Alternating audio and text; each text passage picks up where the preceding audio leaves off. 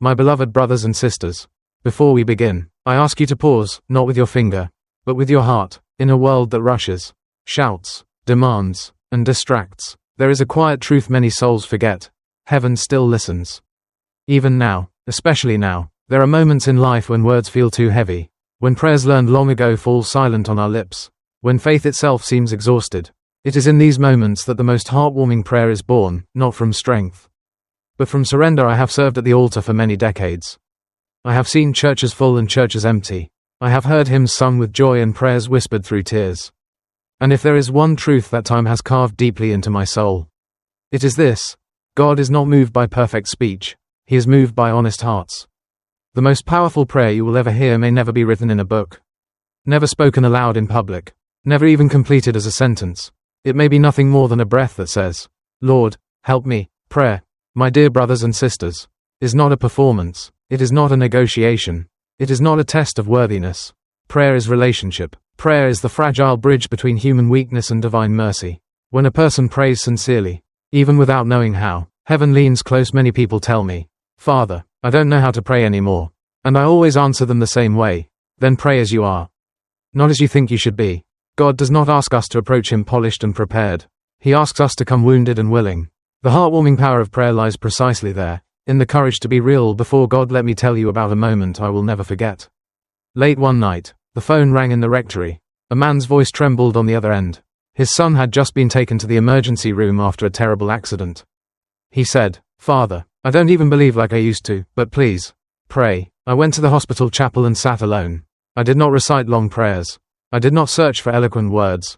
I simply said, "Lord, this father is afraid. Be close." That was all. And yet, in that quiet chapel, I felt a peace descend, not certainty, but presence. That is what prayer does.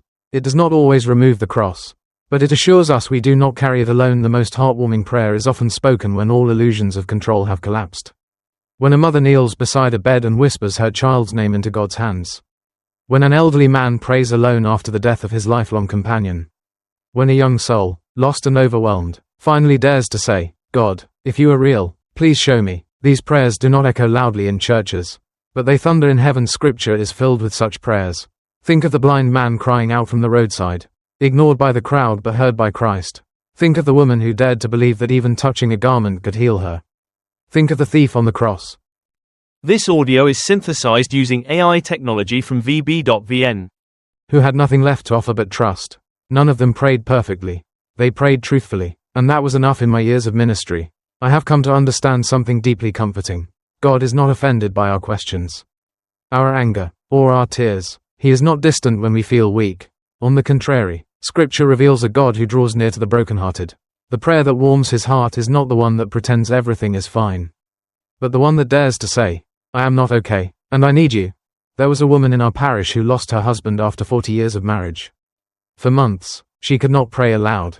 She would come to church, sit in the back, and remain silent. One day, I asked her gently if she wanted to talk. She said, "Father, my prayer is just sitting here. I have no words." I told her, "Then that silence is your prayer." And indeed, silence offered in faith is one of the deepest forms of prayer. It says, "God, I trust you enough to remain, even when I cannot speak." The world teaches us to hide weakness, to appear strong, to solve everything ourselves. Prayer teaches us the opposite. Prayer invites us to kneel, and in kneeling, we discover a paradox. Humility does not diminish us, it restores us.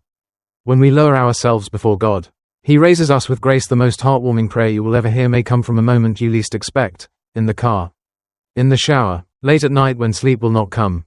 It may be nothing more than a sigh, but Scripture tells us that even when we do not know how to pray, the Spirit intercedes for us with groanings too deep for words. Think of that. Even our broken prayers are carried by divine love. Prayer is not measured by results but by fidelity. Some prayers are answered quickly, others unfold slowly across years. Some answers come wrapped in joy, others arrive disguised as endurance. But every sincere prayer draws us deeper into communion with God, and that communion changes us. It softens our hearts, it widens our compassion, it teaches us to see others not as burdens, but as brothers and sisters. Let me share one final story, one that reveals the quiet power of prayer. A young man once came to confession after many years away from the church. He said, "Father, I don't even know why I'm here." After some silence, he added, "My grandmother used to pray for me every night. She died last year." I smiled gently and said, Then perhaps you are here because love never stops praying. His grandmother's prayer, spoken in faith long ago, was still alive. Prayer does not expire. Love does not weaken. What we entrust to God is never lost as we move toward the end of this reflection.